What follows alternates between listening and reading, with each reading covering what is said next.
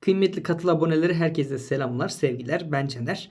Bugün sizlere fiyatın nasıl yukarı yönlü ve aşağı yönlü gittiğini derinlik tablosu üzerinden anlatacağım. Şimdi bunu anlatmadan önce bilmeniz gereken iki tane önemli emir tipi var. Bir limit emir, iki piyasa emri, bir diğer ismiyle piyasa emrinin serbest emir. Şimdi limit emir küçük yatırımcının sizin bizim kullandığımız emir tipi. Ne yapıyoruz? Daha çok kullandığı emir tipi daha doğrusu. Ne yapıyoruz? Bakıyoruz o gün hisse senedi ne olmuş? En düşük fiyatı 5.45'i görmüş o gün hisse senedi. En düşüğü maviyle işaretledim. En yüksekte 5.58 görmüş. En yüksekte yine 5.58 görmüş. Limit ve hissenin fiyatı şu an 5.50'de. Biz limit emirle şunu yapıyoruz. Diyoruz ki şuraya alış yazayım. Bakın buralara alış yazayım. Buralar çünkü en düşük 5.45 gördüğü için buralara alış yapayım. Günlük trade edenler genellikle bu şekilde kullanıyor. Buralara alış yapayım. Hatta buraları da direkt işaretleyeyim. Buralara alış yapayım. Alış yazayım.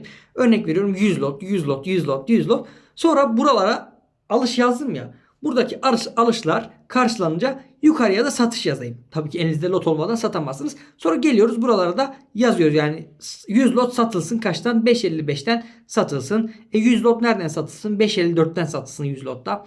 100 lotta gelsin 5.53'ten satılsın. Burada koşulluyoruz görmüş olduğunuz gibi. Yani fiyat eşittir 5.53 100 lot satılsın. Bu şekilde fiyat 5.53'e geldiği zaman, 5.54'e geldiği zaman, 5.55'e geldiği zaman satılacak. Biz buna limit emri diyoruz. Bir de piyasa yani serbest emri var. Peki serbest veya piyasa emri daha çok kullanılan ismiyle nedir? Şimdi şudur. Bakın arkadaşlar. Büyük kurumlar genellikle bu piyasa emrini kullanır. Hatta hisse senetlerinin fiyatlarının oluşma mantalitesi de budur.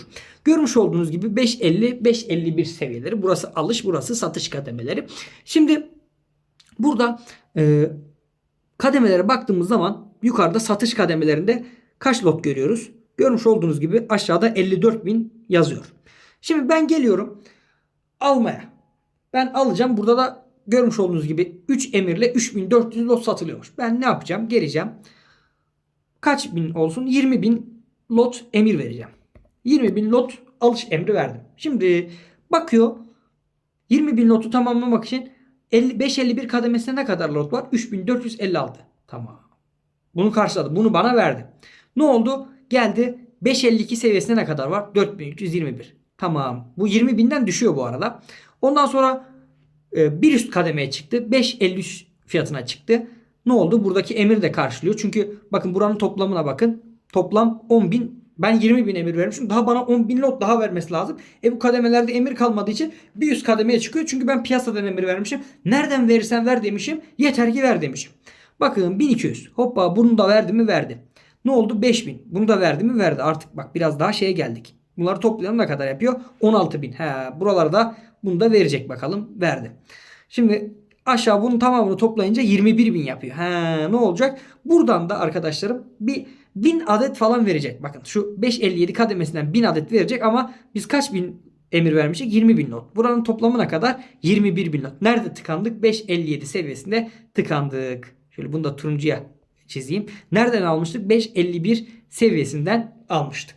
Görmüş olduğunuz gibi piyasada hisse senetlerine bir alıcı geldiği zaman, büyük bir alıcı geldiği zaman ve böyle piyasadan emir girdiği zaman hisse senedi hemen 5.51'den 5.57'ye yükseldi. İşte hisse senetlerinin yükselme mantalitesi budur. Veya ben burada 20.000 lot değil de kaç yapayım? Mesela geleyim bunu sileyim bir saniye.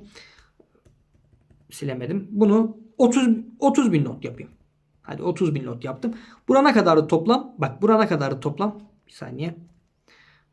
Bura toplam ne kadardı? 18.000. Burayı verdi 21.000. Bak burayı da aldık artık biz. Şurayı da aldık. Ama ne oldu? Geldi burada tıkandı.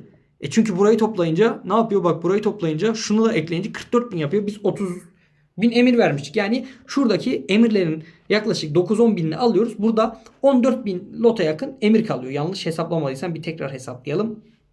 44.000 14 düşersek 9.000 lot kalıyormuş arkadaşlar. Burada 9.000 lot kalıyor. Ne oluyor? Biz burayı geçemiyoruz. İşte tahtacının buraya bu seti çekme sebebi de bu arkadaşlarım. Görüyorsunuz bakın burada 3.000, 4.000, 2.000, 1.000, 5.000, 2.000, yine 2.000 emir varken burada 23.000 emir var. Niye var? Bu anlattığım sebepten dolayı var. Tahtacı gün içinde orada hisse senedini 5.58'in üzerine çıkarmak istemiyor. O yüzden oraya blok emri koymuş. Kalın kademe koymuş. İşte orada fiyatın yukarı gitmesini tutuyor. Ama sizin bu anlattığım şekilde fiyatın nasıl yukarı yönlü hareket ettiğini anladığınızı düşünüyorum. Bunu varsayıyorum. Dediğim gibi kuvvetli bir alıcı geldiği zaman lot karşılandıkça yukarı, lot karşılandıkça yukarı, lot karşılandıkça yukarı. Ne zaman ki kendi vermiş olduğu emir sayısı tamamlanıyor, o kadar yukarı gidiyor. Şimdi peki aşağı yönlü nasıl oluyor? Yani fiyatımız nasıl düşüyor? Bir de onu anlatalım. Kuvvetli bir alıcı geldiği zaman yükseldiği gibi kuvvetli bir satıcı geldiği zaman da düşüyor. Burada ben 5.50 üzerinde elimdeki 30 bin lotu satmak istiyorum. Ben 30 bin lotu satacağım.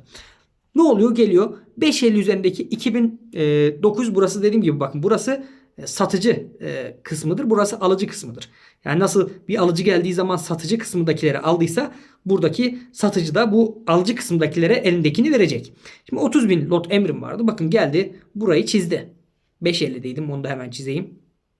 5.50'deydim, burayı çizdi. Geldi burayı çizdi. Geldi buraları çizdi. Bakın buraları çizdi. Ne oldu? Ne oldu? Toplam 15.000 lot tamamlandı. Geriye kalan ne kadar kaldı? 15.000 daha kaldı. Ne oldu? Burada 23.000 emir var. Hayda, burada ne oluyor? 15.000'ini alıyoruz. 8.000 lot burada kalıyor. Daha doğrusu 15.000 satıyoruz. 8.000 lot burada kalıyor. Burada bunda 5.45 yapayım. Görmüş olduğunuz gibi tahtacı bu aşağı kısma da, yani burada alıcıların olduğu kısma da set çekerek hissenin 5.45'in altına düşmesini engellemiş oldu. Ama biz mesela burada mesela kaç verseydik? Hemen şunu düzelteyim. Biz 30 bin değil de 50 bin lot, hatta 50 bin değil de 40 bin lot diyelim. 40 bin lot vermiş olsaydık ne olacaktı? Bakın burayı da 38 bin olacaktı. Burada tamamlanacaktı. Hisse fiyatı 55-44'e kadar düşecekti.